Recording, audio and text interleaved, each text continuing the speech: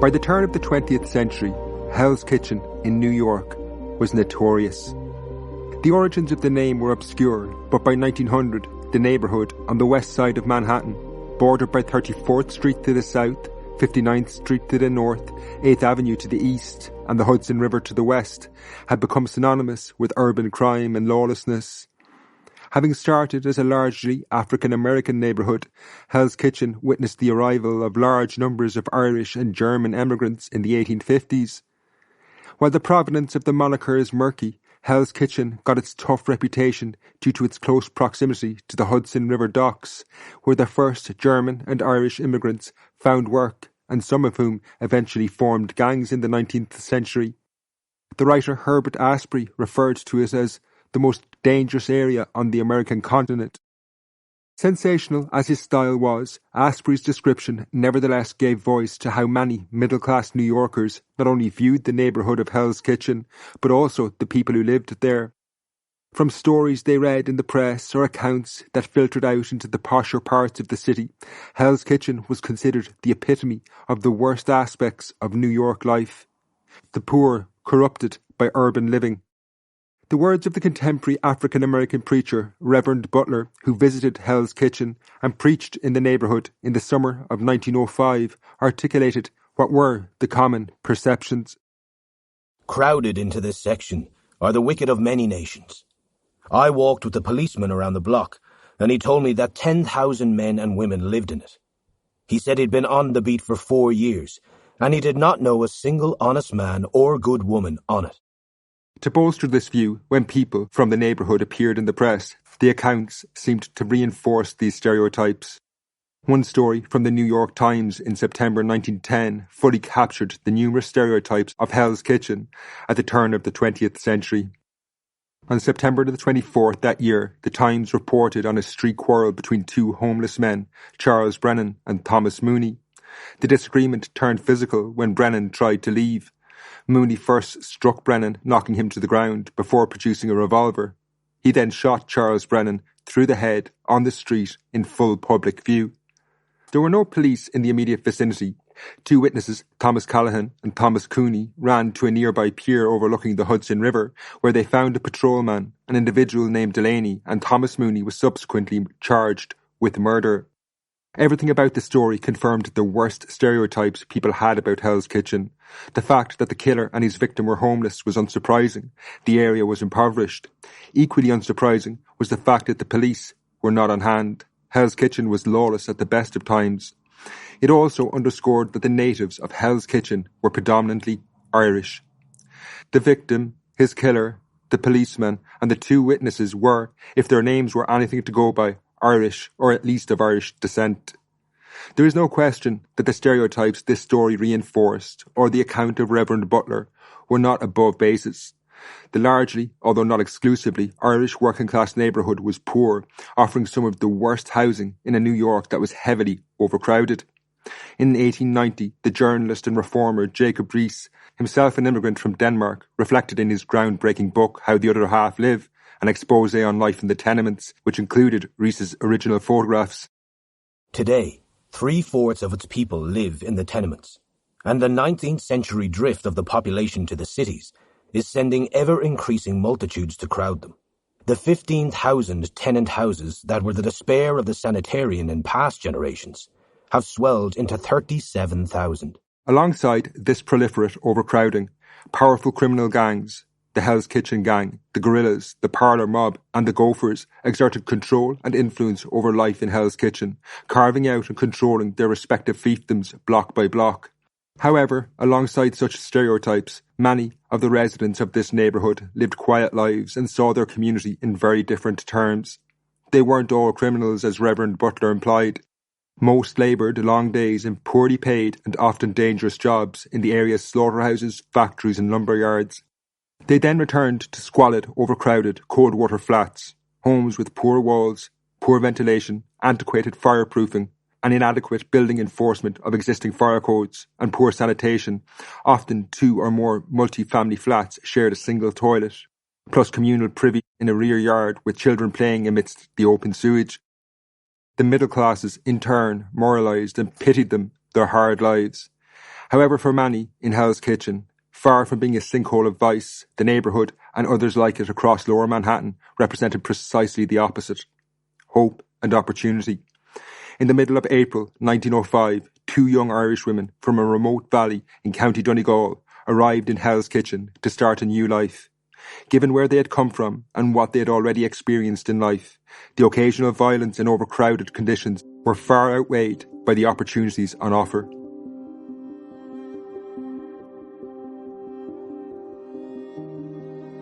Hello and welcome to the Irish History Podcast. My name is Finn Dwyer. While many of you have been asking about the upcoming War of Independence series, that doesn't start until February the 1st. Over the coming weeks, however, this three-part series is a new departure for the podcast. The series tells the story of the Triangle Shirtwaist Factory Fire. It's a joint project between myself and the author Hope C. Tarr, who lives in New York. The series has been in the making for nearly 3 years, and over numerous online meetings, we developed 3 episodes that explore the emigrant experience in New York, not only from an Irish point of view, but also that of other communities they lived alongside in Manhattan, in this case Eastern European Jews. It's centred around one of the most pivotal events in 20th century New York history, the Triangle Shirtwaist Factory Fire, an event with strong resonance on the psyche of New York today. While you'll hear narrations from Hope throughout the series, I just want to introduce her before we begin. Hope lives in Manhattan and holds a Master's in Psychology and a PhD in Education from the Catholic University of America. She is the award-winning author of 25 historical and contemporary romance novels, including Operation Cinderella, formerly optioned by Fox, and a founder and curator of the Manhattan Lady Jane Salon reading series from 2009 to 2020. Irish Eyes, currently on submission, is Hope's women's historical fiction set on the Iron Islands and Gilded Age Manhattan. Her screenplays, 4 so far, include Stolen Kiss, a female buddy heist feature with Emmy award-winning producer and director Linda Yellen, now in development. You can find out more at hopectar.com and follow her on Twitter at HopeTar, where she shares cool ephemera and fun historical snippets. There's links in the description below. Finally, before we begin, a word on the sources used in the podcast. The series follows the lives of some of the poor in early 20th century New York, people who lived on the margins. One of the individuals featured in the series is Annie Doherty, who was born in Donegal in 1886. She emigrated to the USA in 1905 and lived there until at least 1920. Her age and life experience indicates she was the same Irish woman who appears in New York records in 1911 and plays a pivotal role in the following events. As you will hear, it is not possible to say with complete certainty the two women are the same individual, but at the very least their combined life experience is certainly one common to Irish people in New York, which shaped the following events. The second individual is Celia Walker, for whom we have a complete unbroken historical record, from her emigration as a young child to her death. Sound in the series is by Jason Looney, additional narrations by Aidan Crowe.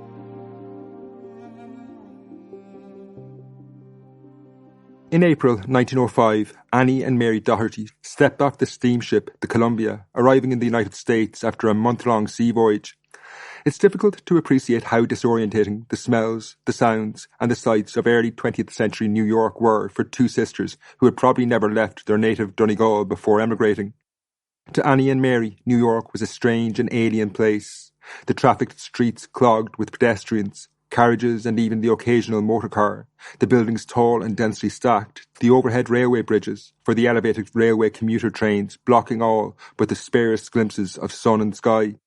The city's population was almost equal to the population of the entire island of Ireland at the time. In their early days, the Dohertys presumably battled with moments of regret, even fear that they had made the wrong decision. The loneliness and absence of familiar surroundings certainly enhanced a yearning for family and home. Leaving home hadn't been easy. Their final farewell to their family, friends and neighbours back in Beagmore in the Finn Valley in County Donegal had been one tinged with a deathly finality. There was a strong possibility they would never return or see their parents again. Their father Patrick, over 10 years older than their mother Mary, was already well into his 50s. In an Ireland where life expectancy was around 55, this almost guaranteed when Annie and Mary had left, their parting with him was a final one. Realistically, even though their mother was younger, the realities of an emigrant's life in the US made a return home at any point difficult. There was no question emigrating offered great opportunities that simply did not exist at home. Wages alone were several times higher, but such opportunities also brought great responsibility and financial burdens on the sisters. Once they started to earn money, they would be expected to send anything they could back home to their parents. Remittances from children in America were an important part of the household economy in communities in the west of Ireland. As their siblings grew up, further demands might be placed on them. While their older brother John would eventually inherit the family farm, Annie and Mary might be expected to help their three younger siblings, Ellen, Bridget and Joseph, emigrate to the US as well. Depending on the circumstances, they might also be expected to help cover the fares of cousins and even neighbours. These demands could absorb any extra incomes they had in the coming years. There would be little money or time to even think of returning home. Once the two women, aged 20 and 18 in 1905, married and started their own families, any remaining dreams of visiting Donegal would likely be ended, permanently. Indeed, the farewell afforded to emigrants from the west of Ireland, an American wake, embraced this notion. As the name suggests, the farewell party contained funeral rituals. One account of an American wake recorded in the 1930s recalled, "When a person was going to America, a dance was held in that person's house the night before he went. All the neighbours were invited. Towards morning, a few old women usually started lamenting and wailing. This dance was called an American wake." In Annie and Mary's case, this send-off would have been an intimate and emotional affair. They had grown up as one of just 7 families in the village of Beagmore. Alongside 2 other families of Dohertys, there was the McKelveys, whose grandfather John was one of the oldest men in the village. The 2 remaining families were the Brennans and the Gallaghers. In many ways, these people in Beagmore were an extended family. The children played together. In many cases, the families had little choice but to support each other in the face of the very difficult conditions in the uplands of Donegal. To say goodbye was difficult. While the emotional nature of this farewell distracted the emigrants from the journey ahead and the difficulties in starting a new life in a strange land, Irish emigrants like Annie Doherty were well aware of what lay ahead of them. Thousands of letters from other emigrants and the occasional person who did make the return journey gave them some sense of what awaited them as newcomers to the US. There was no question that the decision to leave revealed courage in the 2 sisters. Lawrence Ginnell, an Irish Member of Parliament at the time, acknowledged it was only the bravest who emigrated. "While the physically and mentally healthy and energetic emigrate, the physically and mentally inefficient and dependent stay home, some for want of courage, and some because they would not be admitted into a new country." Ginnell's remarks reveal an odd or certainly ambivalent attitude towards people like himself, the people who remained in Ireland, but they are nonetheless insightful. While bravery may have been a necessity for Annie Doherty, life at home offered her nothing other than what seemed like an endless cycle of poverty. No matter how bad Hell's Kitchen was, it was in its own way better than the Finn Valley in rural Donegal. The Doherty sisters' home village, Beagmore, was situated in stunning surroundings. The Finn Valley is nestled between the Derryveigh Mountains to the north and the Blue Stack Mountains to the south. James Fraser, a Scottish writer who had visited the region in the early 1840s when writing a handbook for tourists, described the road through the valley thusly. "The mountains attain a greater elevation. The glens are deeper and more defined. There is, however, much less cultivation, and there is much more wildness and much more beauty." Stunning as the scenery was, as Fraser hinted, Beagmore offered little to the community in terms of eking out a living there. The land was poor and most of the inhabitants struggled to survive. The Doherty sisters had grown up in a cramped, overcrowded house. Their parents, Patrick and Mary, had raised their family of 6 children in a 2-roomed cottage. Annie Doherty, the older of the sisters, was born in 1886 when Donegal stood at a crossroads looking towards a new century but anchored in the past. There were few places in Ireland unaffected by the legacy of the Great Famine of the 1840s, but the impact of the catastrophe had fallen particularly hard on Donegal. The population of the county had declined from around 300,000 people to 250,000 people in 5 years between 1846 and 1851. The shadow this traumatic event cast over life in the following decades, while often left unspoken, shaped the early years of Annie's childhood. Emigration, primarily to the United States, continued at a staggering level. In some decades it exceeded 10%. In spite of a very high birth rate, the population of the county had fallen to 170,000 by 1901. While there were the occasional large-scale evictions where landlords for one reason or another would force all his tenants off the land, the reason most left was the poverty that remained endemic to life long after the famine. The 1841 census categorised 64% of the entire county of Donegal as wasteland, yet families like the Dohertys were left with little choice other than to survive on the margins, an existence that left them perilously close to subsistence. Communities like theirs lived from year to year and harvest to harvest, facing hunger if the potato crop failed. Annie's childhood was marked by particularly bad years in Donegal. Poor weather in the early 1890s had triggered a localised famine. In the summer of 1891, the MP for South Donegal, John Gordon Swift MacNeill, told the House of Commons that 21,000 people were suffering from what he called deep distress. In a moving speech, he described how disease was rampant in the northwest of the county. He went on to claim the barometer of famine excess mortality was running at 150% of normal years. While 1891 was a particularly bad year in North Donegal, families like Annie Doherty's and their neighbours could be plunged into desperation at the best of times by a freak weather incident. In May 1894, the Finn Valley was hit by an unseasonably late but severe frost. Warm weather earlier in the year had led farmers to plant their potatoes optimistically early. Initially, the crop thrived. However, that only compounded the crisis when a severe cold snap in May swept the valley, destroying the blooming plants. A visitor to the region described field upon field of blackened potatoes, a full year's crop reduced to rot. The winter of 1894-5, as Annie approached her 9th birthday, would have been particularly punishing. If Annie remained in Donegal, this endless struggle for survival was what she could expect from life. Even finding somewhere to live would be hard. Her older brother John would, in time, marry, and his wife would take over the running of their family home. Annie and her remaining siblings would be expected to leave in the following years.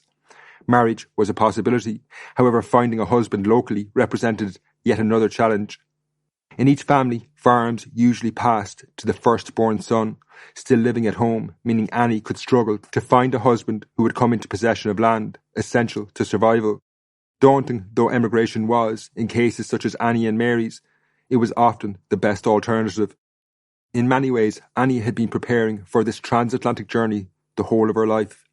From her birth, her parents were aware that at least some of their children would have to emigrate to make their own way and had to prepare them as best they could, notably by ensuring they spoke fluent English. At the height of the Great Famine of the 1840s, many Irish emigrants, particularly those from the west of Ireland, spoke exclusively Irish. Once they arrived in America, they had to limit their employment prospects to others in the Irish community. However, by the 1890s, while 1/3 of the population of County Donegal were still exclusively Irish speakers, the younger generation were encouraged to learn English. By 1901, only one adult in Annie's home village of Beagmore was unable to speak English. Annie's parents, Patrick and Mary, were keen and proud Irish speakers. They were the only ones in Beagmore to fill out the 1911 census in Irish, itself a political statement. However, they and their children could speak English, an essential skill for Annie and her sister Mary when they arrived in New York. Annie and her generation were also prepared for emigration through better education than their famine ancestors.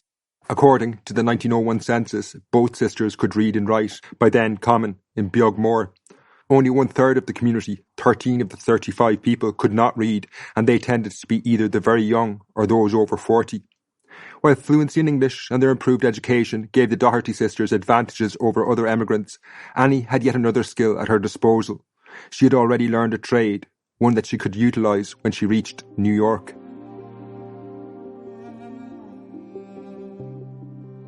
The plight of the people of Donegal had gained attention across Ireland and Britain in the 1880s and 1890s. This public attention had led to several philanthropic efforts to help the poor of the county, although few had had the impact that Alice Harts' initiative did. After visiting Donegal with her husband, Ernest, and the Quaker philanthropist James Hack Tuke, Alice was profoundly moved by the poverty she had seen there. Determined to improve the lives of the people, she drew inspiration from the arts and crafts movement then popular in England. This movement encouraged cottage industries in a time when industrialisation had made them almost completely obsolete. Once Hart became aware that Donegal, along with many western counties, had a long history of lace making, she set about reviving this industry by establishing lace schools in the county. Alice Hart herself focused on securing national and international markets for the lace industry, including in the United States. In the US, Irish lace had become a coveted marker of social class, including among the resident Irish. The Irish community in the US was not nearly as homogenous as is often portrayed, but instead riven by class differences. As the children and grandchildren of the famine emigrants slowly moved up the social ladder, playing increasingly prominent parts in municipal and state politics, firefighting, policing and various industries, many wanted to distance themselves from their newly arrived cousins. Known as the Lace Curtain Irish, their ability to purchase lace dresses, curtains and other lace household items indicated they were different to the poor, newly arrived Irish, often referred to as greenhorns. Ironically, this class snobbery helped drive the demand for the lace, the making of which created employment for many new and potential emigrants. So successful was Alice Hart's initiative that it almost single-handedly revived the lace industry in Donegal. The economic impact for the weavers, almost universally women and girls, extended beyond that of any cottage industry. Many, having perfected their craft to a high standard, were able to find work as seamstresses in local factories or in Derry City. Annie Doherty appears to have been one such person. Where exactly Annie learned her craft is unclear, but we do know that she was one of the beneficiaries of Alice Hart's revival of the industry. By the time she left Ireland, she was a trained seamstress, something that would have been invaluable in New York, which had a major clothing industry. But while her parents had prepared Annie and Mary as much as was possible for a life in the United States, their planning had its limitations. Adapting would still be difficult.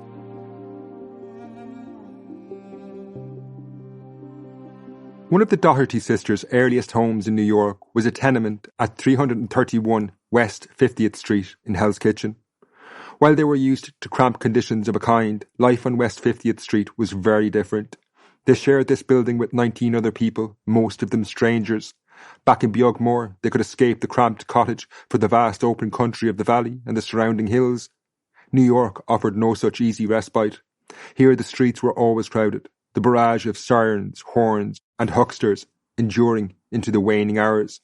Central Park, the large public park that dominates the Upper West and Upper East sides of Manhattan, was entering a period of decline and wasn't always safe. Amusements accessible to working people, such as the dime museums and the vaudeville theatres of the Bowery, the boxing matches at Madison Square Garden, and the amusement parks of Coney Island, required money and leisure time, commodities that new arrivals such as Annie and her sister would have in scarce supply. Perhaps the greatest contrast was the heterogeneity of the New York community Annie had come to. In Beagmore, the 7 families who lived in the Doherty's hamlet shared a very similar understanding and lived experience of the world. Their families may have lived side by side for generations. They all farmed rented plots of land, they all spoke Irish on a daily basis, and they were all Roman Catholics. In New York, however, Annie and Mary belonged to numerous overlapping communities. The house they lived in on West 50th Street was managed by a German widow, Gertrude Reich, who had arrived in the US in 1895. The rest of the people lodging there had come from Ireland or various parts of the US. In terms of their religious community, this too was varied. Some of their neighbours, but not necessarily all, would have joined the sisters when they attended Mass, almost certainly at Holy Cross Church at West 42nd Street, between 8th and 9th Avenues, a Hell's Kitchen parish with a proud tradition of ministering to the area's poor and indigent, as well as to actors, prostitutes and others. However, it was in their work where the Doherty sisters experienced the more diverse nature of life in New York. Annie Doherty, as is so often the case with poor immigrants, disappears from the records after her arrival. She and her sister briefly reappear in the US Census of 1910, where Annie described herself under the generic title of dressmaker. She again disappears until an Irish woman of the same name working as a seamstress appears in records as working in the garment industry in New York. Although Annie could not appreciate it at the time, her workplace would go down in history as one of the most notorious sweatshops in not only New York City, but in all of turn-of-the-century America, the Triangle Shirtwaist Factory in Manhattan. Here, her life would become intertwined with families from southern Italy and Jewish families from Eastern Europe, including one woman, Celia Walker. While their life experiences were very different, Annie and Celia did share one thing in common. the experience of getting to the US. As Celia's experience illustrates, this transatlantic journey was a far cry from the romanticised accounts of books and movies.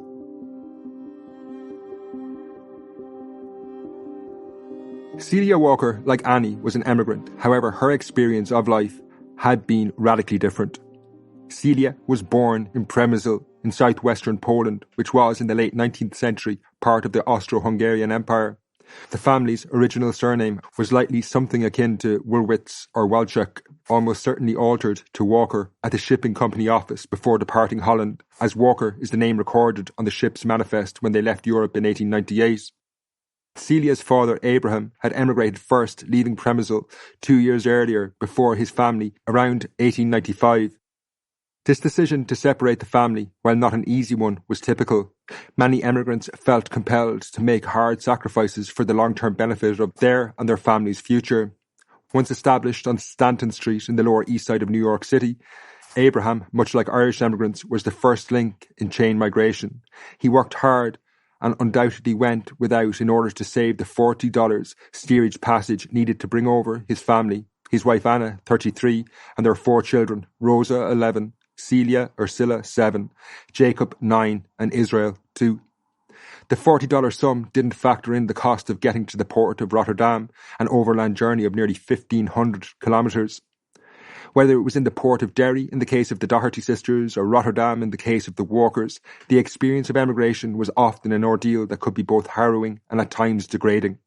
Emigrants underwent a health inspection and interview at their port of departure before being cleared to purchase their transatlantic ticket. Ship clerks prepared information sheets on each passenger that would be cross-checked at Ellis Island upon arrival. Some of the questions were straightforward.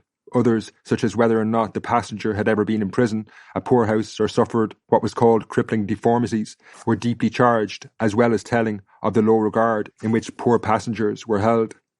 This system, designed to ensure emigrants who reached the US would be healthy and productive Americans in the making, was rigorously followed. The steamship companies had little choice but to follow these protocols. As part of the transfer of immigration handling in New York Harbour from state to federal hands from 1892 onwards, the onus fell on the steamship companies to conduct the initial thorough screening of passengers. For any passenger rejected at the emigrant receiving station in New York for health or other reasons, the shipping company was required to absorb the cost of his or her return passage as well as pay a hefty fine.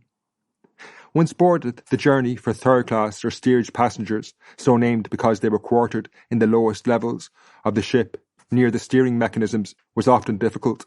The novelist Robert Louis Stevenson romanticised the camaraderie as what he called the small iron country of the deep when referring to the ship. However, the reality was very different.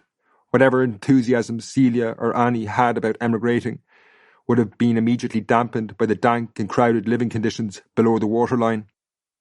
While cabin-class passengers on steamers were served fine foods, liqueurs and wines and provided lavish entertainments, those in steerage had quite a different experience. Separated by sex and assigned to dormitory-style quarters stacked with metal-framed bunks, they were provided little in the way of creature comforts. A bucket to relieve oneself, 3 simple meals a day, the opportunity to stretch one's legs on the steerage deck, removed from the sight of the better-offs. This tiered experience continued on arrival in New York. While first and second class passengers were afforded the dignity of private inspection by immigration officials in the comfort of their cabins, then taken to shore and let off to go about their business, for steerage passengers such as the Walkers and later the Doherty sisters, the ordeal of being processed was just beginning. As steerage passengers, they would have had to wait for the cabin passengers to disembark and be shuttled to shore before being taken there themselves. While Annie passed through Ellis Island, Celia had a somewhat modified experience passing through the temporary emigrant receiving station set up in the barge office adjacent to Castle Garden in the Battery. Ellis Island had been ravaged by fire in 1897. The handsome brickwork buildings we associate with the iconic emigrant receiving station were under construction and wouldn't reopen until 1900. However, the basics of the process were much the same. First was the medical inspection.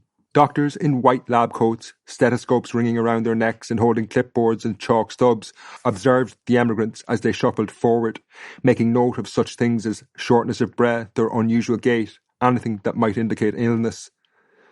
The most universally dreaded part of the physical exam was a trachoma test. a highly contagious illness of the eye. The trachoma could lead to blindness if left untreated.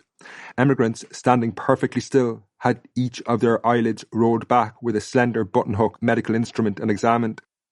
To the Walker children in particular, aged 2 through to 11, this ordeal must have been terrifying. Other conditions the doctors would have been on the lookout for and chalked accordingly on the unlucky emigrant's coat front included B for back problems, C for conjunctivitis, G for goiter, H for heart problems, X for what was then called mental retardation, and PG for pregnancy. The consequences were stark. Emigrants found to be failing would be taken to the on-site infirmary, quarantined at the hospital on Blackwell's Island, or remanded to the ship to be transported back to the port of origins. Fortunately, like the Doherty sisters, the Walker family passed the medical exam. Next, they would have proceeded to the registry office, where uniformed clerks stood behind lectern-like desks. There, all emigrants were asked 29 questions, which they had already been asked in the port of departure.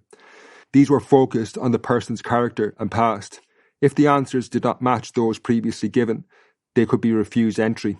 Once passed and allowed into the country, the experience of emigrants in New York was heavily shaped by their country of origin and religious grouping.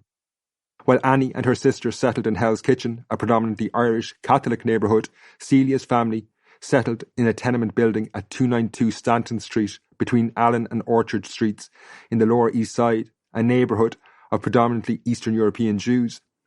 The relationship between these communities, the Irish and the Jewish, was complex and at times contentious, at other times cooperative. Racial tensions flared from time to time given the anti-Semitism common among Irish emigrants. The American Jewish socialist Benjamin Feinbaum went as far as to say in 1917, "When a Jew thought about anti-Semitic troubles in America, the Irishman immediately appeared in his mind." Another old Jewish socialist who, because of his politics, sympathised with oppressed peoples, wrote that, "Among them the Irish took an important place." However, his direct experience of Irish people was one of hostility.